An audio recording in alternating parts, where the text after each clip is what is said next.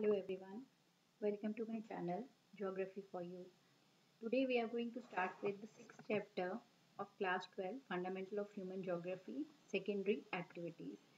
And this chapter is split in two parts because it's a long chapter and the important one. So this is the first part that we are going to start today. Now, before we move into what is manufacturing or what is secondary activity, let us just try to understand. See, if you remember, we have already studied about primary activities in the previous chapter, where we have discussed that the things that are directly related to nature are called as primary activities. In that chapter only we have discussed about that we have secondary, tertiary and even the quaternary and quaternary activities about which we would be discussing later on. So in this chapter our focus would be on secondary activities. Now what is secondary activities? Secondary activities is mainly transforming raw material into a valuable product. Like here in this video, in this picture you can see that here we have sugarcane. When sugarcane is a primary product, when we are converting it into a sugar, it gains value, its cost increases.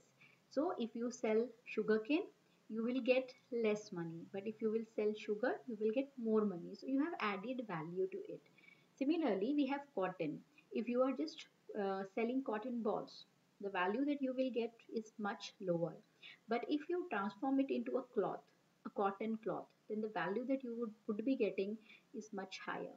So in secondary sector activities, we are basically adding value to the primary product and we are transforming it to something new and more valuable. So this is what is called as secondary activities, and mainly we refer it to as manufacturing or industries in a layman language. But yes, there is a bit difference in manufacturing and industries about which we would be talking now. Now, what is manufacturing? When we talk about manufacturing, we are talking about making things by hands. But that was the initial definition. Now, if I talk, manufacturing includes goods that are made in machines also, by machines. Like whatever we are using, the clothes that we are wearing, the pen that we are using, the highlighters that we are using, and different type of machines that we are using, they are all are not made by hands. They are made by machines also. So anything that we are adding value to either by hands or by machine is called as a manufacturing. The key word here is value addition. This you have to remember because we are adding value to it, and that is the reason the countries that are selling manufactured goods are developed, are more developed. Like you have Japan. Japan always sell manufactured products. With the help of their technology, they have come to the point where they are selling all high value products, and that is the reason of their developed status. Whereas if I talk about India, we are still agro-based economy. We are still exporting our agricultural raw material, and that is why whatever we are getting in return is comparatively less. So value addition to the raw material by transforming it in a finished good is a key feature of manufacturing. Now why are we actually making these products? The sole purpose is to sell the product. It can be sold in a local market, it can be sold in a domestic market, or it can be exported to the world market. So the sole purpose of manufacturing is to sell the product. And some common characteristic that involve manufacturing is application of power, because the machines that we are using are electric driven. They all need power. That power can come from a thermal power plant or hydroelectric power plant or a nuclear power plant. But in any case, we require electricity. Power here means electricity. The second feature is mass production. When you are opening industry, you will not produce one single item. You will produce number of same items. Like if you have seen, any pen industry. So they will produce same type of pen in huge quantities. Say thousands and thousands of pens will be produced in a single day, and that is called as mass production. When a same type of product is produced in a huge quantities, it is called as a mass production, and it was not possible by hands. If even if you are making one painting by hands, You have made two paintings. In any case, they cannot be 100% identical. There would be some difference. But if you have made something with machine, and you have fed data in your machine, you have created a mold for it, so thousands of same things could be produced. Like we have bottles, same type of bottle with same type of mold could be produced. So this is what is called as mass production. Specialized labor in factory setting, we have different type of labors that are working. Some are skilled, some are semi skilled, and some are highly skilled workers. So depending on the need of industry, we have different type of labors that are working in different factories. Then standardized production, I give you one example. If you buy one shoes of Adidas in India, and the same company shoes you are going to purchase in any other country, you will find a same product would be given to you. Choosing, if you are choosing the same type of shoes, so that is what is standardized. Means whether you are purchasing it in the Delhi or Chennai or Mumbai or United States, anywhere, so the product is going to remain same. That is high quality manufacturing, where we have very high standards, and wherever you are setting up your factory, you have to meet those standards. That is what is called as standardization. Everywhere you are going to find the same type of product of same company.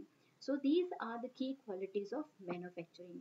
But then, what is industry? In common language, we use these two words interchangeably.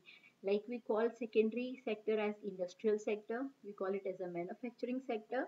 But then industry is a big term. When I talk about industry, industry means it is geographically located manufacturing unit. Means if I have to manufacture a shoe, I need a factory. For that, I need a land. So, wherever I will make that factory on that piece of land, that is my industry. So that is the area that I am denoting for the process of manufacturing. So manufacturing word has to do more with the process. How I am going to make a shoe. I will take, a sole, then on that we'll paste something.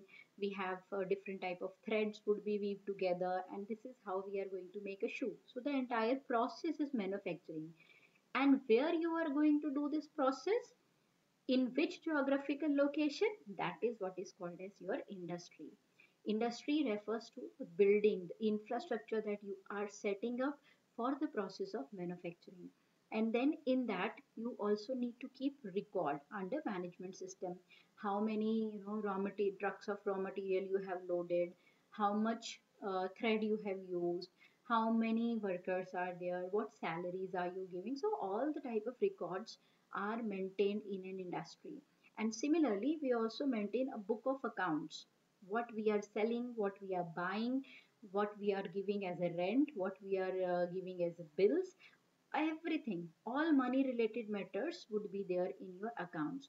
So that particular area where we are doing manufacturing, we will follow all these things together, and that will make an industry. Now, in this, like I have already told you, manufacturing has more to do with process. So nowadays, we have segregated these two words. Manufacturing is a process. Industry is a space in which that manufacturing is taking place. So now we are using this broader phrase to refer this entire thing, and we call it as a manufacturing industry. If you refer to the older books, you will only find word manufacturing or industry, but now we have clubbed it together and we call it as a manufacturing industry. So in this chapter, we are basically going to study about manufacturing industries. So I hope this point is clear to everyone. Now we move to the characteristic of modern large scale manufacturing. If I talk about the new age of manufacturing, it all started with the Industrial Revolution. And Industrial Revolution started way back in early 16th, 17th century in your United Kingdom, and then very swiftly it spread to the entire European continent. Now, what all actually includes in large scale manufacturing? The first is specialization of skill, method of production. Now, see, when we are making, like if I am making one pot, say I am making one pot to keep water by hand. So I want green color. I can get green color for that. Someone else come to me and say that please draw petals or flowers on this pot. I will do that with my hands. So whatever people would demand, I can do certain changes in the product that I'm making. Similarly, if I'm making a bed sheet or a pillow cover and I'm doing painting by hands, so one customer will tell me, I want uh, peacock on this cover, I want clouds on this cover, so I can do those changes. But when I talk about large scale manufacturing, these type of manipulations are not done. If you are making one tablecloth or one pillow cover with peacock, then thousands would be produced in one go. And maybe later on you can change the design, but at least thousands of pieces of same design first you are going to make. This is called as highly specialized skill and standardized production, because you have to set your machines accordingly. If you have put one type of design, that making that design is quite costly, so you have to recover that money also that you have invested. So for that reason, you will first make large number of pieces with the same design, and then you change the mold, then you change the design. This is what is specialization. So in your craft it can be customized, but in large scale manufacturing it is the same type of thing that is produced in large quantities and then sold in very very big markets everywhere. It is going to send. You must have observed, especially if I talk about girls, you must have noticed one type of suit or kurti that you see in market, every third girl is wearing that, whether it's in Delhi or in Chennai or Maharashtra, anywhere. Why? Because the same type of product is manufactured and then it is sold throughout. So that is the reason we get to see one type of thing everywhere. Now next is mechanization. Mechanization means use of machines. In large scale manufacturing, you cannot work with hands because you have to produce in large quantities and it is not possible without the help of machines. So that is what is mechanization. And nowadays even we have advantage of automation. Now automation means where you have artificial intelligence involved in these type of work. For example, you all must be having washing machines or your microwave. So all these things are working with certain programs that are already there. Feeded programs are there, you just have to click different buttons and the machine will perform the given task. The same type of thing is done in huge industries also. Like we have robotic arms. They are given same type of task. Especially if I talk about automobile industry. In automobile industry, we have a huge conveyor on which different type of robotic hands are installed. So one would be painting doors, one would be doing all the fixing work. So different area of that conveyor will be devoted to different type of work, and that is called as automation on assembly line. And because of this, we are seeing that the dependency on labor is also decreasing. Next is technological innovation. Now because we are working on such a large scale, modern large scale industries, so for that reason, with every next level, we have to innovate. We have to make certain new technologies that will decrease our cost of production and also the damage that we are making to the environment, like pollution, etc. So we have to find out the ways in which it could be reduced. We have to find out new ways to use resources in an efficient manner. So this is what is technological innovation, and this is the part of large scale manufacturing. In most of the offices and new workplaces, we have the office that is called as R&D, research and development. So that is a common feature of large scale manufacturing. Then we have organizational structures and stratifications. Like we have different organizational structures here, you know, like we have managers, we have controller staff, we have support staff. So different hierarchy is there, stratification is there. Everyone has been given a specialized task. If one is doing um, if we are talking about one shirt manufacturing area, if one is making collar, so they will make collar only. If other one is making design or putting your pockets, so that person would be doing that work only. So high specialized team. Then we have, vast capital investment is also there in these huge structure, because you have to buy machines, you have to arrange for different type of support mechanism, computers, electricity, everything you have to arrange. So vast capital investment, and these are very large organizations with executive bureaucracy, like I've told you, that managers, their support staff, the mediocre staff, for different work they have different type of staffs. The fifth characteristic of modern large scale manufacturing is uneven geographic distribution.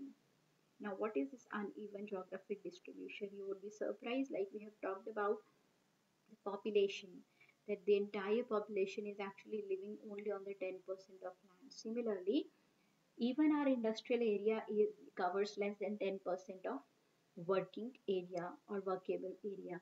So, our industries do not spring up anywhere. They have certain advantages that they see, and wherever they will find these type of advantages, industries will grow.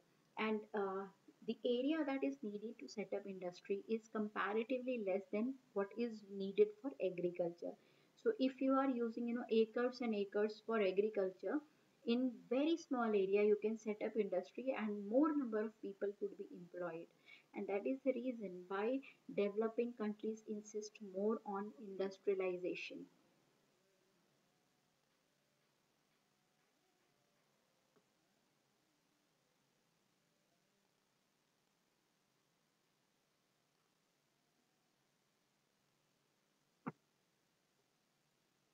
Now, next we'll move to the factors influencing industrial location. When we talk about factors influencing industrial location, we need to understand that factories will not come up anywhere.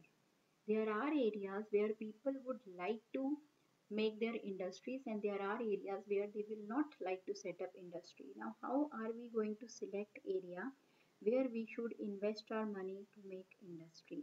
The first thing is access to market. When we talk about access to market, see, as I told you, that in manufacturing, whatever we are making, it is basically to be sold in market. So by market we mean people who have the demand for the good. Like if you are manufacturing cars, so there has to be group of people who really need those cars, and also they have the purchasing power or the capacity to buy cars. If you are making BMW type of car in the area where people do not have even uh, you know meal twice a day, so why would they buy a car, and from where would they buy a car? So access to market means whatever you are making, there has to be demand of that product, and people should have money to purchase that product. So accordingly, we have to set up our industry so that we have minimum cost in transporting our finished product to these markets. Suppose we have manufactured something and the nearby market is very, very far. So the cost of transportation would be added to the product, and it will make product costly, and people would not like to buy costly product. So for that reason, we have to keep a reasonable distance between our industry and market, so that timely we can uh, take our product to the market and sell it on a profitable basis. If I talk about developed regions of Europe, North America, Japan, Australia, they are basically global markets. They have high demands of everything. Even India exports so many things to these markets. So this is the role of market. The next one is access to raw material. When I talk about access to raw material, means, see, again the cost factor is going to determine from, if we have very bulky or very heavy type of raw material that is needed for industry, say cement industry. In cement industry, you need very bulky raw material is needed, like graphite is needed, limestone is needed. So all are very heavy and bulky. So we what we have seen, that mostly the industries that require very heavy raw material are close to the source of raw material. Similarly, any industry where the raw material is perishable or weight losing, like we have sugarcane. If I talk about sugarcane, if you transport it for weeks and months, so the quantity of juice in sugarcane will be reduced. So if you are making sugar out of it, quality and quantity would be very less. So these type of products are called as weight losing or perishable. So if our raw material is of this nature, then also our industry would be very close to the source of raw material. If our raw material is not very heavy, if our raw material could be transported very easily, so in that case, industries are found even away from the source of raw material. Next, we have access to labor supply. See, we need workers. As I have told you earlier also that in industry we need skilled labor, we need semi-skilled labor, and we need very highly skilled labor. So we would always like to set up industry in area where we can get labor easily and at a competitive prices, because we have to keep our final product cost low and competitive. For that reason, we will try to get labor at a lower cost. So like if I talk about diamond industry, so we for diamond industry we need very specialized type of labor, and that is the reason in India diamond industry and all the institute of diamond cutting etc are mostly centered toward Gujarat and Maharashtra region, where this diamond industry is flourishing. So this is what is access to labor supply. Then we have access to source of energy. Now, because I told you that all the industries are working on machinery and machinery need electricity. So wherever you have uninterrupted supply of electricity at a good rate, that would be the prime area for industries to set up. Then we have access to transport and communication facility. See, for market we also need transportation. To get raw material also we need transportation. So definitely if transportation facility is available, that area would be preferred by people to set up industries. Then comes the government policies. Sometimes government policies are very much in favor of setting up industries, like they give you tax holidays, they give you some help in getting land for setting up industry. They also give you other type of support. So if the government policies are favorable, people would like to set up industries there. But if government policies are not favorable, then people would move out of that area. So government policy also decide where industries will set up. Then this is very important point, that is called as access to agglomeration economies or link between industries. See, sometimes what happens, industries cluster in a region. When they cluster in a region, they are taking advantages of transportation of the area, government policies of that area, then certain energy resources that they are using. So they are using some advantages together. And once these type of clusters are established, then more number of industries are attracted towards this type of clusters. So because when most many industries are in proximity, they are going to get some advantages from government side also and from each other also. So that is what is called as access to agglomeration, and this is what is called as industrial region, about which we would be talking in detail in the slides to come. A quick recap: the factors that influence industrial location is access to market, access to raw material, access to labor supply, access to the source of energy, access to transportation and communication facility, government policy, access to agglomeration economy, link between industries. Moving forward, we now come to the classification. Okay, we have missed one point here. Footloose industry. Now this is one box information that is given in a book, and it's very interesting. As the term suggests, footloose means you can take it anywhere. These industries are not attached to the raw material or to the market. These are of this type of product. Their raw material could be transported anywhere. They can get their raw material from any region. So it's not a big deal for them to get their raw material. and also the product that they are selling is also of a nature that can be sold or transported very easily. So these type of industries could be set up anywhere.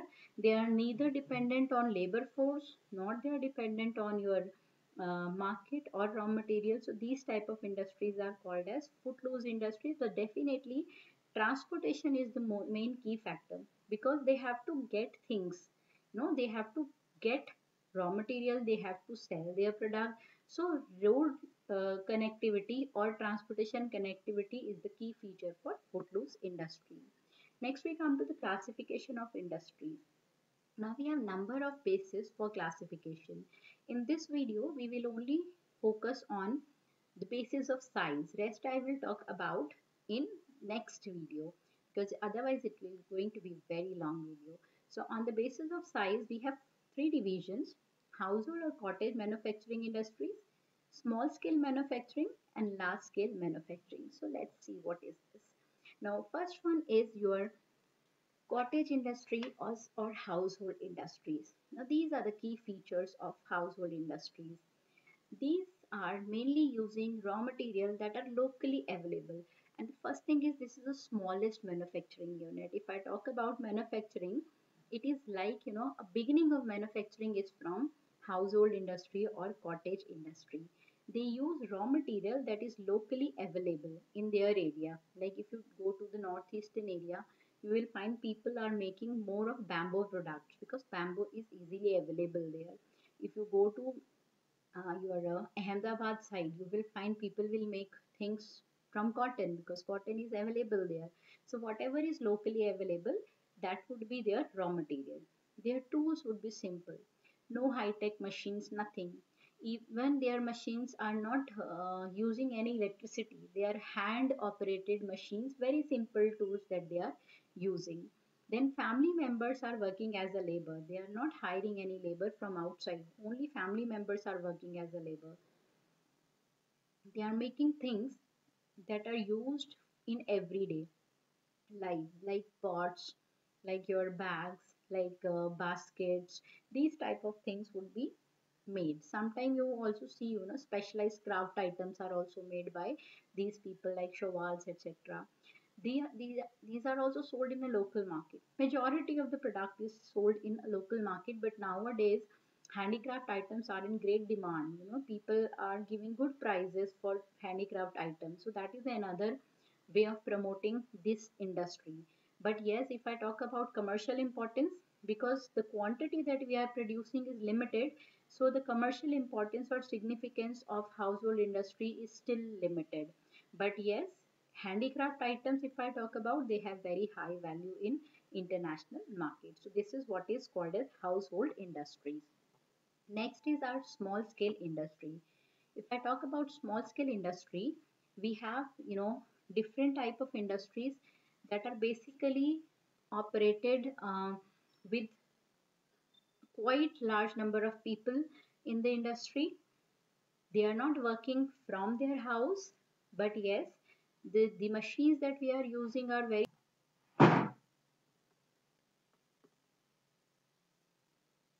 the tools that they are using is quite simple. And if I do the comparison of these two industries, cottage industry and small scale industries, that would be the better way, because this question could be asked in exam. In cottage industries are mostly found in villages, whereas the large scale industries are mostly located in urban and semi urban areas. Family members are working as a labor in cottage industry, whereas labor is hired from outside in small scale industry. Cottage industry are producing goods to meet local requirements. Small scale industries are producing goods to meet demand of people living in a wider area. They cover large geographical areas in comparison to cottage industry. Cottage industries are investing very little capital, whereas in comparison to cottage industry, here we have a higher investing amount, and also the machines that are working with power are in use. These industries are basically run from the house of the artisan, but here we have a different complex or area that we call as a factory, a small factory from where small scale industries are run. Then we have cottage industries are being operated as part time or full time. But when I talk about small scale industries, it is mainly full time occupation. So this is how small scale and large scale industries are different. Now, example of small scale industry, if I say matchbox making, or your book cover making, and small nut bolts companies, or small packaging industries, so all come under your small scale industry. Now we come to the large manufacturing units. Now these are the highest form of manufacturing. In this, we have large market to cover. Whatever we are producing, it's for the huge market. All the machines are working with the help of electricity, and very high technology we are using. Workers are very specialized. From semi-skilled to super skilled workers are working in these industries. Different type of raw materials we are using. It's not that whatever is locally available will work on that. No, different type of raw material. Even if we have to import it from some other country, that will also do. But we have different type of raw material. Now these type of industries are basically found in two clusters in our world. One is a traditional large scale industrial region, which are thickly clustered in few developed countries, about which we would be discussing, about one region later on. And another one is high technology, large scale industrial regions, which are diffused to less developed countries also. Now, this is the difference between the large scale industry and small scale industries. See, even in large scale industry, we are using machines that are driven by power. But these industries are more advanced in technology and higher power consumption. The number of skilled and unskilled labor is very high. Raw material can be imported also. Finished product is of high quality. So question could be asked about the telling difference between cottage industry, small scale industry, or large scale industries. For that reason, I have given you these boxes to make your work simple. So let us just sum up what all we have studied in this video. First, we have talked about what is manufacturing, what is industry, what is manufacturing industry. Then we talked about characteristic of modern large-scale manufacturing, in which we have talked about mechanization, technological innovation, organizational structure, etc. Then we talked about industrial location and the factors affecting industrial location. And then we have started with classification of manufacturing industries, and only we have done one out of it, that is called as the manufacturing on the basis of size. Sorry, classification on the basis of size. For rest of the things, come back to the next video. We'll discuss rest of the chapter in next video. Till that, take care. Bye bye.